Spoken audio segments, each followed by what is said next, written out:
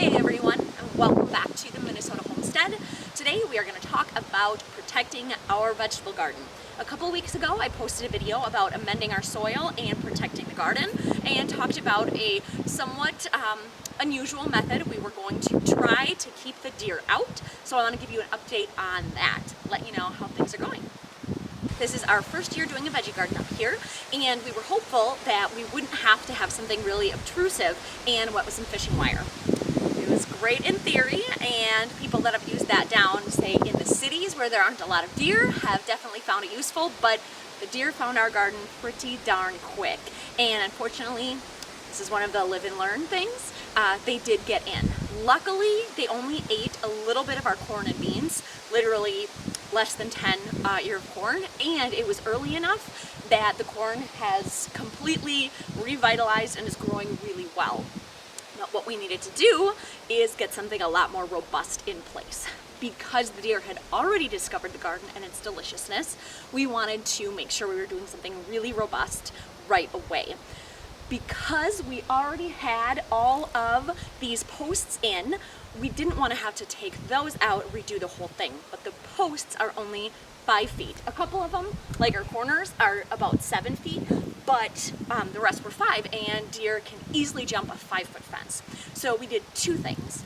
Firstly, we ran electric fencing around that part of the veggie garden. We have 3 strands here, and we're running it from a solar-powered electrifying thingy.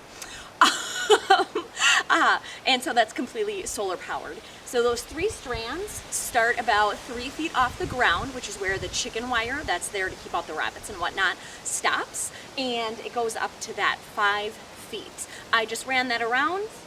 We used some plastic to keep the fencing from actually touching the metal, and we had that ready to go.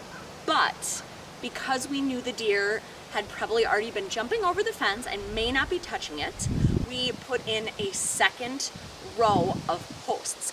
Deer can jump high, they cannot jump far.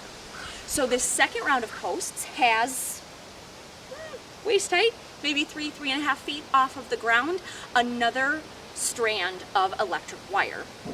So the deer are going to see this, and even if they don't touch it because it's electrified, they're going to say, all right, I see all of this, I can't really jump that high and that far, and they are going to be deterred.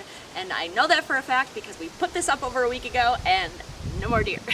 So what I did to make sure that the deer were seeing this right away, and in the hopes that they would come up, touch it, and get electrified and really know to stay away, I did hang some, I don't know if you can see it, some flags off of this as well to make sure it was really clear, they knew really well about it. So even if this wasn't electrified, I think with this outer fencing, they would not be going into the garden because that's too far for them to jump, but better safe than sorry. So we dialed this back in completely differently.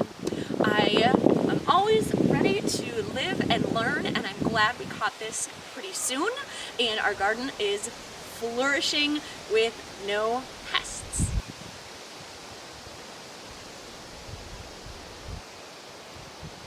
And there you have it.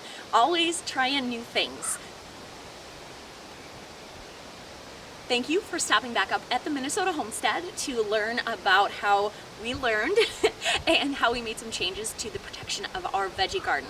I hope you found this interesting and informative, and if you have any questions about exactly how we put this wiring up or what specific things we used, please drop a question down in the comments. I will be happy to go over anything additional with you. And of course, we'll have all kinds of other stuff going on, veggie garden updates, all kinds of stuff throughout the summer and forever onward. So while you're here, make sure you're hitting that subscribe button, and we will catch you next time here at the Minnesota Homestead.